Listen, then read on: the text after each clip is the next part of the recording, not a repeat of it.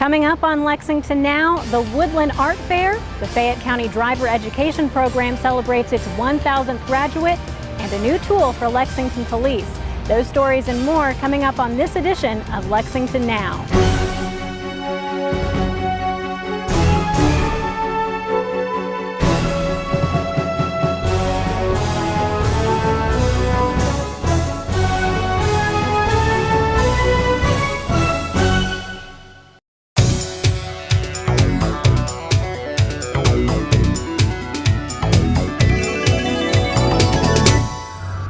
Hi, I'm Brenna Angel, filling in for Sherelle Roberts. Welcome to this edition of Lexington Now, where we cover the news that shapes your urban county government. The Woodland Art Fair is back, now in its 41st year. This event is a family-friendly gathering that brings together patrons and artists from Central Kentucky and all over the country. This year marks the 41st anniversary of the Woodland Art Fair, and this art fair is really a wonderful partnership that is between the Lexington Art League and LFUCG Parks and Recreation. You know, over 40 years ago, those two entities came together and founded something that to this day, it really serves as one of the largest outdoor cultural events in the state of Kentucky. Stephanie Harris of the Lexington Art League explains that although the primary focus of the fair is the 200 artists displaying their work, there's a whole lot more than just art. Because we're located in such a beautiful space in our city, there's a lot of wonderful opportunities that Woodland Park really makes possible for us. So because we have a gazebo, the staff at Parks puts together a weekend-long performance schedule, so there's always live music. Also, we have an enormous food court here at the fair, and we have beer gardens. Local sponsorship and partnerships make the Woodland Art Fair an especially great draw to the nearly 70,000 attendees at the weekend-long gathering. Everything that we do at Woodland Park for the Woodland Art Fair is free. We don't charge people to see the live performance. People can come and talk with the artists all day long and walk around. No one has to spend any money. And then all the family activities, creative engagement activities that we'll have throughout the park this summer, they're all free. And that really links with LAL's mission of providing art for everyone, providing a space for everyone to create, and really making sure that that's an inclusive opportunity. The art fair has also begun a program to help up-and-coming artists to hone their craft. We call it the Big Tent. And basically what that is a training program for local artists who've never juried into a fair before, or have never juried into Woodland. We allow them to be in kind of a training program so they can try out the fair for the first time. We generally have 4 artists that come in and do that. They build a community together, they help one another. And so now for 4 consecutive years, we've had these artists really kind of come to Woodland for the first time, understand how to price their work, sell their work. And then what's happened because of that program is many of those artists have now begun to be juried into the fair. So they've become part of that program. This year, the Woodland Art Fair has taken extra steps to engage everyone, artists and fairgoers alike, to help instill a lifelong love of art. We'll have these activity zones that will be located on the map that will be accessible online, and we'll pass those out on site, where people can come in and participate in kind of these social engagement activities. There'll be easels set up where people can draw all weekend. There'll be activities where participants will come and do some activities based on performance art pieces, just so we can get people really deeply engaged with art and provide opportunities that are kind of beyond what we typically do with Woodland. Again, it's really important for us to get to people where they're at and help them understand that art really is for everyone, and it's meant for everyone to enjoy. For more information, visit lexingtonartleague.org. A program that started several years ago to teach teens about defensive driving has just celebrated its 1,000th graduate. Here's the story. Historically, teenage drivers have not been able to get driving education through the school system. And sadly, they are among the most at-risk drivers on the road. Good morning. Family and friends are remembering 2 high school sweethearts who were killed in a violent crash. One of its students died in a car crash early this morning.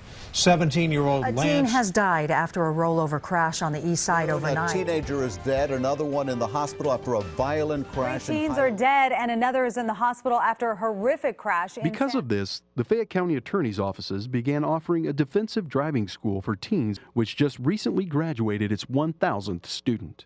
Today is a celebration for a major reason. This is our 1,000th student who has graduated from our driving school, which started in June of 2011. This is Kate Christensen, and she's the 1,000th student who's going to graduate.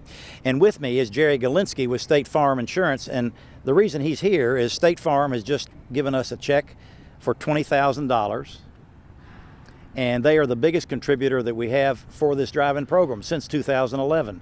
It's been about a total of about $67,000 that they've donated to us, which has kept this program alive. Kate Christensen, a junior at Sayre School, explains what drew her to the course. My dad first told me about the program. I hadn't heard of it before, and honestly wasn't too excited about coming in the mornings on one of my last weeks of summer. But I came to do it. He said he felt like it would really help me and make me a safer driver. So I listened to him and I came, and I was super surprised. It was an amazing experience. It was so much fun. I learned a lot, and I think I'm definitely a much better driver now. Kate outlined some of the key lessons she learned during the 20-hour course. For the first day, we kind of got the feel for the skid monster, or the car that kind of simulates skids, which was really interesting. It was really difficult. I definitely spun around a lot, but the first day we kind of were able to master that. And then the second day and the third day, and I guess today too, we worked on controlling it, making turns with it at higher speeds, how to brake, and and the instructor would turn on and off the skids. So when we were rounding a curve, we would start spinning and have to control it and learn how to deal with it, which has helped a lot. And then we worked on accident avoidance and things at faster speeds with more regular cars, which could help us avoid drunk drivers and other things, which could really save our life. Kate summed up the experience like this. Driving's the most dangerous thing you're ever going to do in your life. And there's so many people in general, especially teenagers, who are in accidents, killed in accidents. And I think that this class can not only help you be a better driver, but also help you deal with other people's kind of flaws in driving and how to avoid accidents. If a driver's coming at you, how to avoid them and then get back on track. And I think that that's just super, super important. For more information about the driver education program, visit FayetteCountyAttorney.com.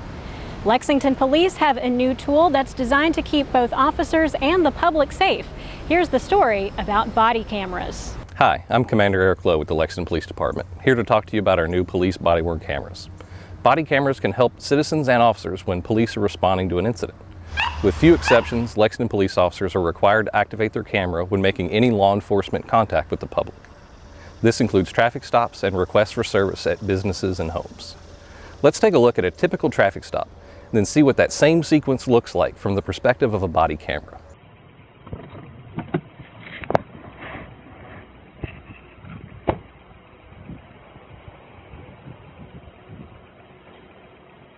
Hello, I'm Officer Grimm, Lexington Police Department. Pulled you over because you ran that stop sign back there. The officer can position the camera on his or her collar or wear it on their glasses. The release of body camera videos will be in accordance with the Kentucky Open Records Act. That's a quick look at our police body cameras. You can see a list of frequently asked questions and our complete policy on the city's website.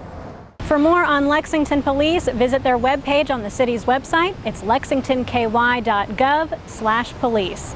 When we come back to the show, a look at bicycle safety.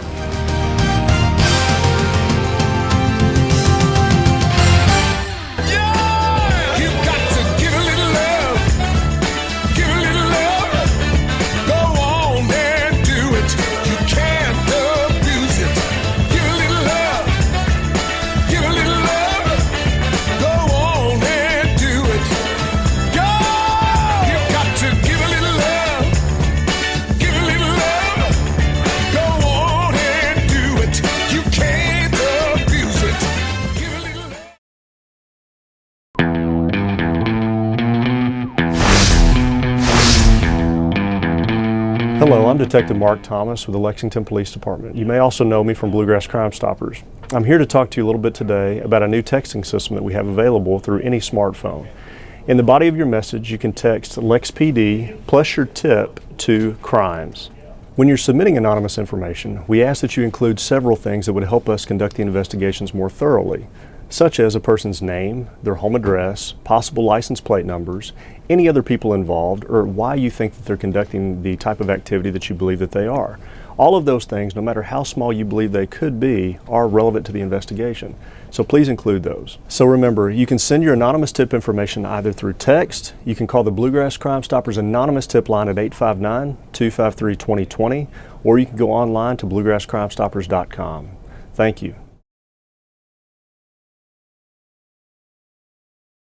This message is brought to you by the U.S. Fire Administration. Have two ways out. When fire strikes, deadly smoke can fill your home within minutes. That's why the USFA wants you to plan and practice home fire drills. Draw a map of each level of your home showing all doors and windows. Discuss the map with everyone who lives with you. Practice your home fire drill at least twice a year. Make sure all doors and windows that lead outside open easily. Push the smoke alarm button to start the drill. Try feeling your way in the dark or with your eyes closed. Have at least two ways out of every room. If your first way out is blocked by fire or smoke, you can use your second way out. If there is smoke, get low and go. Crawl quickly under the smoke to your nearest exit. Close doors behind you and gather at a pre-planned outside meeting place where first responders can see you.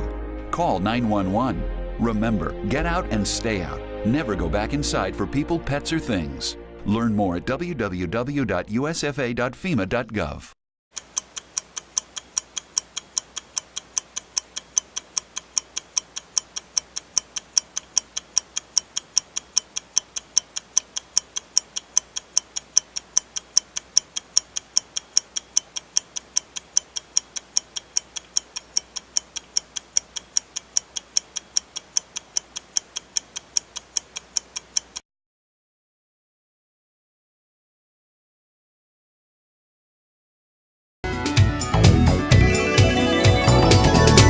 Welcome back to the show. School's back in session, and that means there's a lot more traffic on the roads, both cars and bicyclists. Here's some safety tips on how to keep yourself safe while sharing the road. Whether you're on a bike or in a car, staying safe on the roadways this summer is everyone's job. The cars and the bikes, they both have the same rights and responsibilities, and we just want everybody to be aware of that and be safe. That's why the LFUCG Bicycle and Pedestrian Advisory Committee, the Lexington Division of Police, the University of Kentucky, and the County Attorney's Office are joining forces on an ad campaign to educate and remind Lexington citizens about what each of them can do to keep our roads safe. Officer Howard Florence is a bike officer for the Lexington Division of Police. Each day he cruises the streets and he sees lots of dangerous and prohibited behavior from drivers and cyclists, especially when it comes to passing and following too closely. When a motorist encounters a bicyclist on the road, if they're going to pass, so we encourage them to leave at least 3 feet of space as you pass the cyclist. Also, when you encounter them, when cyclists encounter vehicles, they should, just be aware that there is traffic around them. Watch out for opening doors when vehicles are parked. In addition to those tips, Florence has these tips. Stop for red lights, be visible, share the road, and always ride with the flow of traffic. They should be going the same direction as the cars are going. The reason why is if you're going against traffic, you have to worry about cars that are pulling out of driveways that may not be looking their particular direction. Also, with pedestrians crossing the streets, the same thing. So the cyclist needs to make sure that they go the same direction and the same side of the road as the car. He emphasizes that police are out to remind citizens and even write tickets for both bikers and drivers who don't follow the rules. If it's something that's really egregious, if they run a red light and puts themselves in immediate danger, almost causing an accident, something like that, usually what I try to do is just educate people, because I believe most people, they want to do the right thing, they want to obey the law, and sometimes they just don't really realize maybe the consequences of what they were doing. So, for me, I always try to just educate them first and just talk to them, and usually that gets the point across. Bicycles aren't the only thing you need to be on the lookout for on the road. You also should be aware of mopeds, like the one behind me. They are a popular form of transportation, especially during the warmer months. Here's some safety tips about mopeds. Some might say that with the warm weather, clear skies, and sunny days, there's no better way to get around than on a moped. Mopeds are very popular, especially since the gas price has gotten so high. A lot of people have turned that to an alternative form of transportation. However, according to Lexington police officer Alvin Cook, not everyone is cruising the streets safely or legally. The most dangerous one I've seen is 2 young children under the age of 16 riding a moped together, going down the highway at 30 miles an hour. That one was a double whammy because 16 is the minimum age for operating a moped, and mopeds are only made for one person at a time. Officer Cook says there's other rules to remember as well. Number 1, you have to stay in the right-hand lane closest to the right side of the roadway.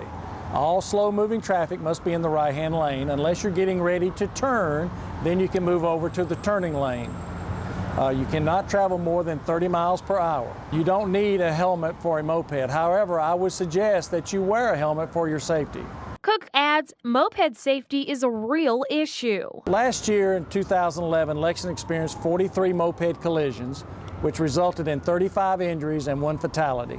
And the fatality was one of the driver of the moped. That's why Cook says traffic officers and patrol officers are keeping a keen eye out for moped riders. We have started our local enforcement. I've made all patrol officers and traffic officers aware of the problem that we have, the number of collisions involving mopeds, the age requirement, the moped operator's license, to be on the lookout for these and take enforcement actions when they see it happening. Not only are police keeping an eye out, but drivers should too. Mopeds are just like a bicyclist. They have the right of way, they have the use of the lane of traffic. They have to be careful around them. You have to use due caution anytime you pass another vehicle on the roadway. So it's the person that's doing the passing that has to show due regard for the person being passed. Those same rules apply for motorcyclists, bicycle riders, and pedestrians. Cook says with everyone out trying to enjoy this beautiful weather, we all have to do our best to follow the rules of the road and help to protect each other. We all need to be aware of our surroundings.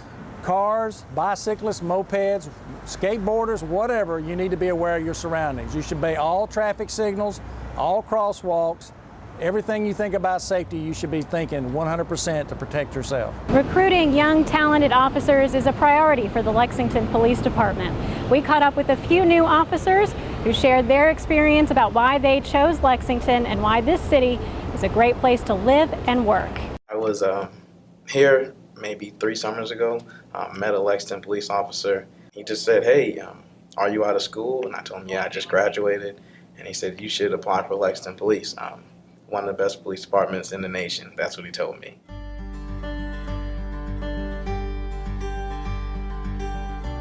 At first I was like, it's Kentucky, I'm not sure I would like it, but I got to Lexington, I loved it.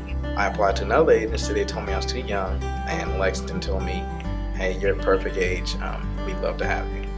With Lexington, they really stress family and making sure that that's your main priority and that it's not work. There's a lot of other departments and different places I looked at, it was, police should be your main job. And I wanted somewhere that put family first, and that's pretty much what Lexington said from the get-go. My husband's from here. We met in the military, so financially it made more sense for me to come here than for him to come to Pittsburgh.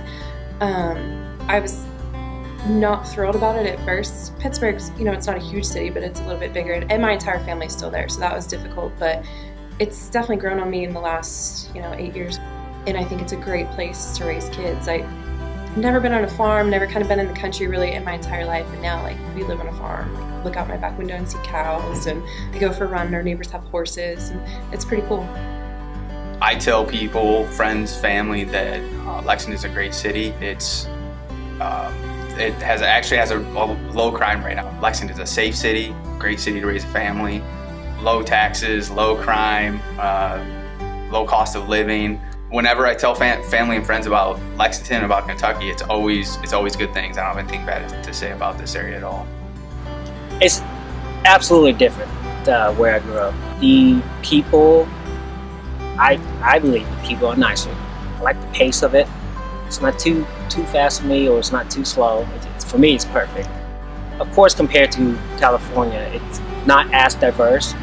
But throughout my time here so far, I've met a lot of different people from different backgrounds, and I grew to love it over time. When I got here to Lexington, everyone was friendly. That reminded me of being home. I get out with someone, and a lot of times they're like, hey, thank you for your service, thank you for what you do. I love Lexington.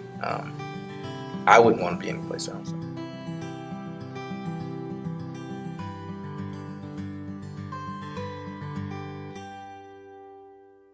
For more information about recruiting efforts with the Lexington Police Department, visit joinlexpolice.com.